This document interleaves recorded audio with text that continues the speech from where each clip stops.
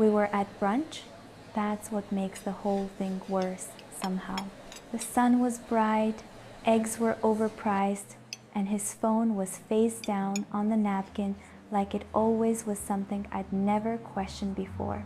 "Try this," I said, offering him a forkful of my lemon ricotta pancakes. He smiled, leaned in, and said, "Only if you take a bite of mine." They would have made a commercial out of us. Terrible lighting, perfect people, fake perfection. Except it wasn't fake not until 3 minutes later. His phone buzzed twice. Not loud, just that subtle hum you feel in your bones when it means something. He didn't flip it, didn't check it, but I saw it, just a flash of a name. Taylor, not mom, not Ben from work, not even a cryptic emoji nickname. Just Taylor, clear as day, followed by, "I miss you too." I didn't say anything right away. I just sat there and blinked, trying not to let it land all at once, trying to breathe normal. He kept talking, something about steak and eggs and how this place never salted their hash browns, but I couldn't hear a word of it. All I could hear was a single sentence. "I miss you too." Too, which meant he said it first. Back in the car, his hand reached for mine on the console like always. It felt heavier than usual. "You okay?" he said, glancing sideways. "Just full," I lied. My stomach was a knot. My chest was vibrating with heat, but my voice was level, too level, and that scared me more than if I'd screamed. I kept the lie to myself for 3 days, not because I couldn't confront him, but because I wanted him to tell me without being caught. Give him the benefit of the doubt, right? That's what love does.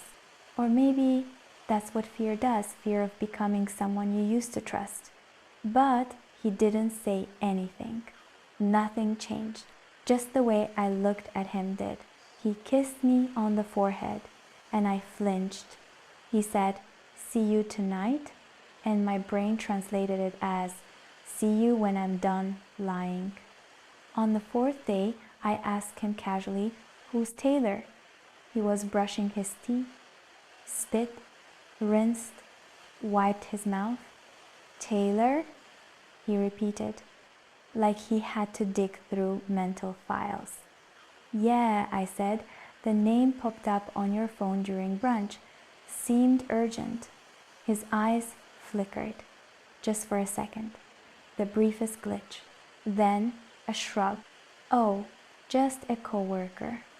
We're doing the supplier project together for next quarter.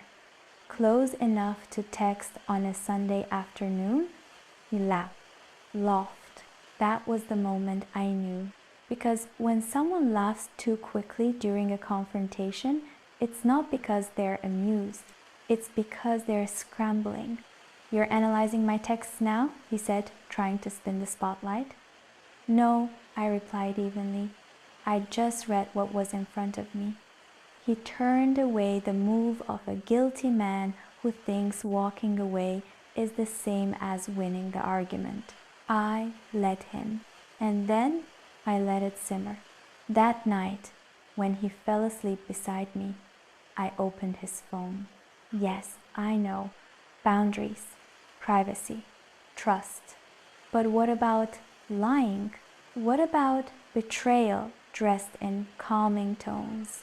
What about the moment you give someone your heart and they stash it next to someone else's, just in case? His passcode hadn't changed. 5 digits, easy as breath. Inside the locked messages app was not 1, but 11 conversations with Taylor, all recent, all hearts and nostalgia and things like, "I can still feel last time. Can't stop thinking about your mouth. She has no idea, lol. Let's take a trip. Anywhere. Just us." Images too. One of her in a red dress I'd never worn but would have looked good in. Another of her palm on his chest. blurred but unmistakable. I quietly closed the app, plugged his phone back into the charger like nothing had changed, like everything hadn't cracked down the middle. I didn't wake him, didn't scream, didn't cry, just lay there and stared at the ceiling until my eyes burned from trying not to blink. Now, you might think this is the part where I pack my things, storm out, throw his clothes on the lawn and burn Taylor's photo in a little symbolic bonfire of female rage. But no, that's not how this one goes. Because I didn't leave, not yet. You see, I spent my whole life being the girl who forgives too easily. The girl who says, maybe I misunderstood. No, the girl who gives people time, space, chances, only for them to dig my kindness into the soil and plant lies in it. But not this time. This time, I didn't let it slide. And I didn't do it in flames. I did it in mirrors. I started small. Tiny fractures in the glass he couldn't see yet, but I could already hear the cracks forming. The first thing I did was change my patterns. No more morning texts. No more, how's your day going? In the middle of a meeting. I cooked dinner and served it without a word. I kissed his cheek instead of his lips. I smiled the way actresses smile when they're tired of pretending it's all okay. He didn't ask because cheaters don't notice when you start pulling away. They only notice when they lose control. Control. That's what he had, or thought he had. But the moment he chose her, the moment he typed out a message with my name in it, followed by she has no idea, lol, that grip started to slip. So I waited, watched him unravel slowly, one where are you at a time. By the next week, he noticed I wasn't asking who he was texting, and that fear, it started to show. He started volunteering things. Taylor said that new supplier might drop out. She's just annoying. Always texting after hours makes me look bad. I let him talk. I nodded, smiled faintly. I let him hang himself with every word soaked in, nervous over explanation. Meanwhile, I made backup copies of everything, the screenshots, the timestamps, the miss you and the if she only knew garbage he'd send while lying next to me at night. I uploaded them to a private folder with a password I'd never used before. Then I got creative. I sent a message to Taylor from my own phone. Just one line. Tell me the truth or I show my work. No name, no threat, just certainty. Within 10 minutes, she called me. Didn't even hesitate. Look, I didn't know he was still with you, she said, her voice breathy, like she'd been rehearsing excuses just in case Karma arrived with a working cell plan. I didn't say a word. Silence is scarier than yelling. She filled it. I thought you guys broke up months ago. He said he didn't live with you anymore, that he was just waiting out the lease. Pause. But you're Ella, right? Click. I hung up. That name, it always haunted me. The sweetness he wrapped around it. The special way he said it like it belonged only to me. Turns out, it didn't. He came home that night with takeout. My favorite restaurant. One he never offered unless I was upset or he was hiding something. Figured you had a long day. Let me make dinner easy, he said, setting the bag on the counter. The guilt on his face was palpable. Funny how the cheater always wants to feel like the hero again. But I smiled, not wide, just enough. You're sweet. He beamed like a dog chasing approval. We sat down, ate slowly. He told me about HR drama. I asked vague questions. And he didn't suspect that I already knew the ending of the story. I was just letting him finish writing it. After dinner, while he showered, I connected my phone to the living room speaker, synced it quietly, cued everything, screenshots, voice messages, photos, even the quote he once sent to Taylor, calling it the most honest thing I've ever said. Sometimes I stay just long enough so she's the one who breaks, makes it easier to walk away. That one? Yeah. I framed it digitally plastered across the smart television as he walked into the room, drenched in steam, towel around his waist, toothbrush loose in his mouth. He froze. Ella, what is this? I stood in the kitchen, calm, one glass of wine in hand. It's the truth, I said. You remember that, don't you? The panic rose fast. Textbook behavior. What is this? What did you? How'd you even? Does it matter? I cut in. You lied. To her, to me, to everyone. He moved toward me, arms lifted like surrender or manipulation. Honestly, they look the same when you've seen it enough. Please, just, can we talk? I can explain. It didn't mean... Oh, don't say it didn't mean anything, I snapped. At least have that much respect for the lie you chose. He stopped. I watched every little tactic slide off him like bad cologne. The shock, the desperation, the fake pain. But I'd been mourning this relationship long before Taylor appeared. This was just the burial. He sat down. I messed up. I know. I didn't want to hurt you. But you did. He wiped his face, looked old suddenly, tired.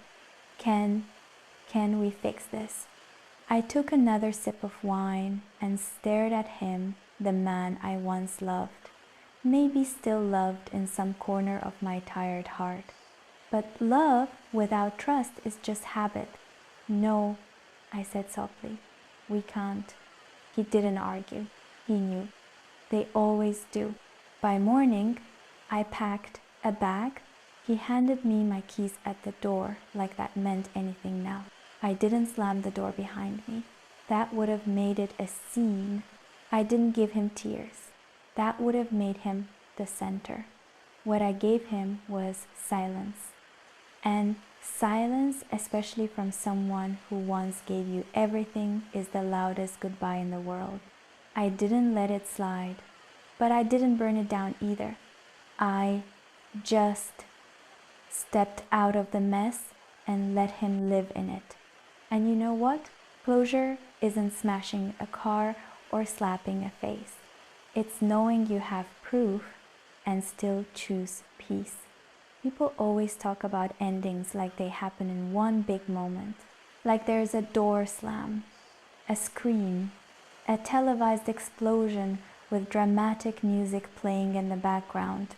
But that's not how things really end. Not love, not betrayal, not the quiet unraveling of someone you thought you knew by heart. They end in tiny fractures, in half-lies, in smiles that feel different, and dinners that taste like routine instead of comfort. They end in a name flashing on a phone and a single sentence that doesn't belong in your love story. I miss you too. That's when it ended. Everything after that was just me catching up with the truth. It's been 3 months now. I have my own apartment with creaky floors and terrible parking, but windows that pour in morning light. I drink different coffee. I open my blinds in the morning. I breathe differently. And sometimes I laugh, really laugh. Not the polite kind, the real kind. The kind that spills out before your brain catches it. I bump into people at the market, smile at dogs, talk to cashiers like they matter. Because I do. I matter. That's what betrayal taught me, not that people lie, but that I had been lying too. to myself about what love should feel like, what peace should sound like, what being seen should actually mean. Last week, I got a message from him. No greeting, just a simple, "Not a day goes by, I don't regret it."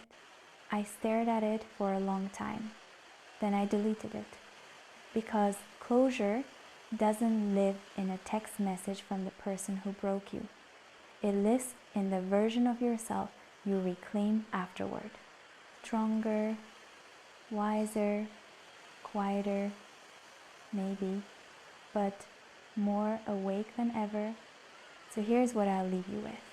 If you ever catch someone lying about you, to you, around you, don't let it slide. Not because you have to destroy them, but because you owe yourself the truth, even if they've tried to hide it in smiles and late-night silences. You deserve to know, to choose what comes next without blindfolds. And if they ask why you walked away, you can say, "Because I found out the truth and I realized I don't belong in a life built on fiction."